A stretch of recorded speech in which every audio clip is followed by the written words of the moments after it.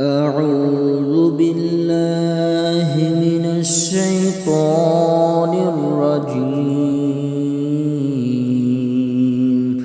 بسم الله الرحمن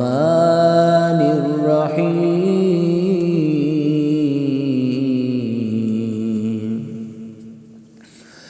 فاذكروني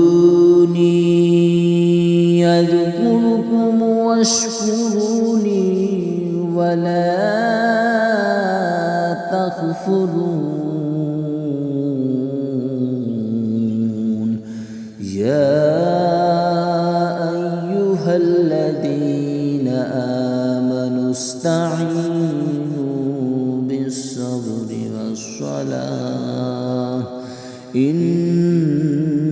الله مع الصابرين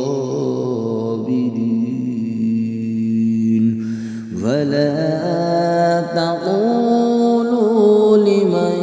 يقتل في سبيل الله أموات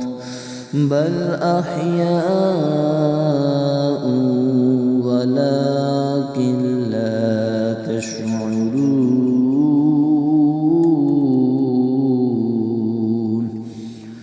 فلنبلونكم بشيء من الخوف والجوع ونقص من الأموال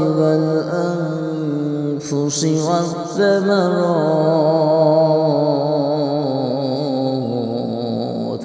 وبشر الصابرين